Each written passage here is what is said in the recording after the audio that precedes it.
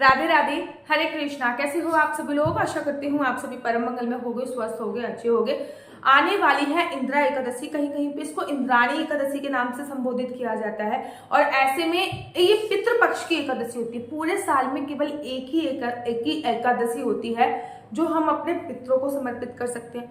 जिस एकादशी का पुण्य हम अपने पितरों को देकर पुण्य की प्राप्ति कर सकते हैं। जिस एकादशी का पुण्य अगर हम अपने पितरों को दे दे तो हमारे पितर किसी भी लोक में हो, उन्हें मोक्ष की प्राप्ति होती ही होती है।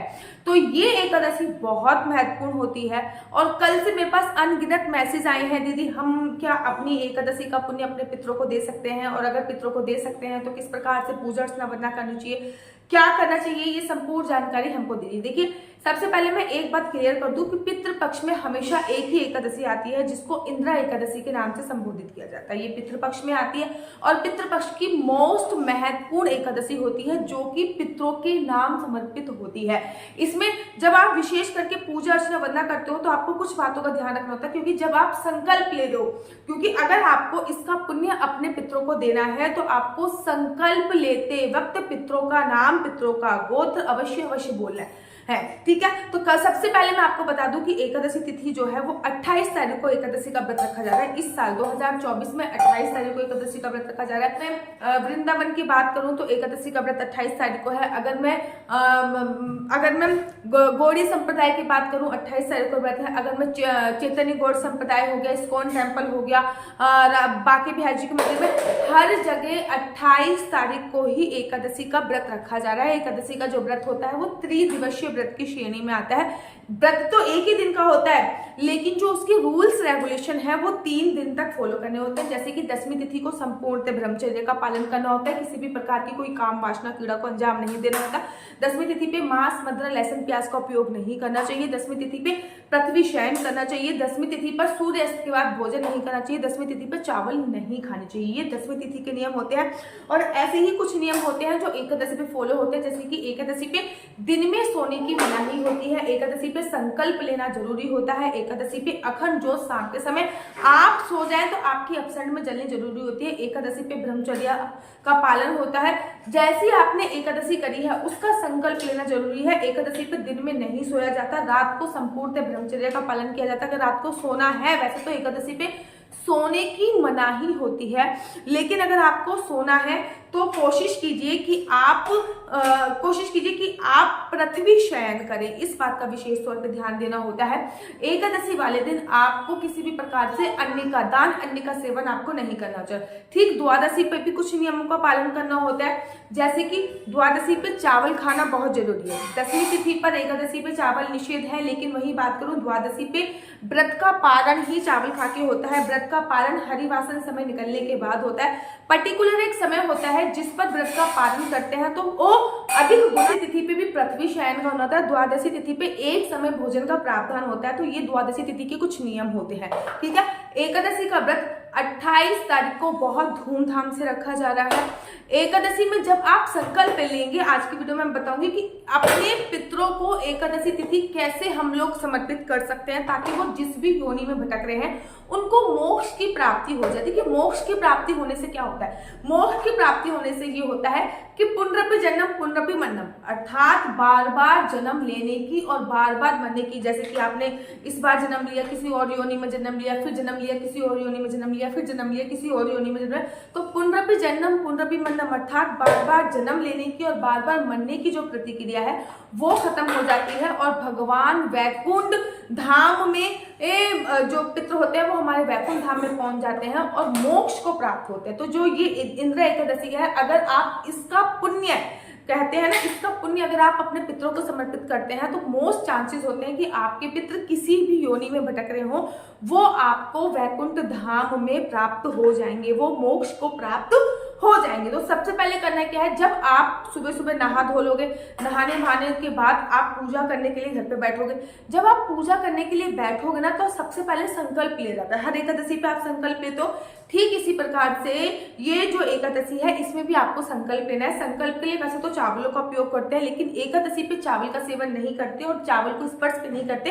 तो एकादशी पे जो संकल्प लेते हैं वो सुपारी से लेते हैं, लौंग से लेते हैं, इलायची से लेते हैं, पुष्प से लेते हैं, जल से लेते हैं, 1 या 2 के सिक्के से लेते हैं। ये सारी सामग्री भी ले सकते हैं या फिर इनमें से जो भी सामग्री आपके पास उपलब्ध है उससे भी आप संकल्प ले सकते हैं। आपको अपने सीधे हाथ में ये सामग्री रखनी है, उसके बाद दूसरा हाथ आपको नीचे लगाना है। ये सब कार्य आपको पूजा प्रारंभ करने से पहले करना है। सबसे पहले आपने लड्डू गोपाल को उठा दिया, दीप प्रज्वलित कर लिया, अब आप संकल्प लीजिए, ठीक है ना। संकल्प के बाद फिर आप कथा पढ़ोगे और कथा के बाद फिर आप आरती करोगे। तो लड्डू गोपाल को उठाया, फिर आपने दीप प्रज्वलित किया, अब आप संकल्प के लिए ले रही हो। तो आपको सामग्री अपने हाथ में रख के बोला है श्री विष्णु श्री विष्णु श्री विष्णु। विष्णु भगवान के 3 बार नाम बोले हैं, श्री विष्णु श्री विष्णु श्री विष्णु। फिर आपका जो नाम है, जैसे कि मेरा नाम आशु चौहान है और मेरा गोत्र केमलक्ष है, ठीक है ना। ठीक है, आपने बोला है कि आपका जो नाम है, आपका जो गोत्र है। मैं आज इंद्रा एकादशी का व्रत पूरी विधि विधान से रख रही हूँ। इस एकादशी का जो व्रत का पुण्य है मैं अपने पितरों को समर्पित करना चाहूंगी। मेरे पितृ जिस भी लोक में है वो मोक्ष को प्राप्ति हो, इसी कामना से मैं आज इंद्रा एकादशी का व्रत रख रही हूँ और इस व्रत का जितना भी पुण्य है उससे मेरे पितरों को मोक्ष की प्राप्ति हो जाए, ऐसा बोलना है, ठीक है ना। अब ऑब्वियसली बात है कि आपको ज्यादा पितरों के नाम तो याद नहीं होंगे, ज्यादा आपको अपने माता पिता या फिर दादा दादी या फिर पर दादा दादी के नाम याद होंगे। अब बहुत सारे नाम जब याद नहीं होते तो हम ये बोल सकते हैं जो भी हमारे पितर हैं, पितर तो हमारे बहुत पीढ़ी दर पीढ़ी हो जाते हैं ना, तो जो भी हमारे पितर हैं सभी को मोक्ष की प्राप्ति हो जाए, ऐसा बोलकर आपको कि उन सबका जो गोत्र है वो केमलक्ष गोत्र है। मतलब मेरे पितरों का गोत्र केमलक्ष है, आपके पितरों का गोत्र दूसरा हो सकता है, आप उसका नाम लीजिए। फॉर एग्जाम्पल, अगर आपको अपने मायके के पितृ को उतारना है तो आप अपने मायके के गोत्र का नाम लोगे।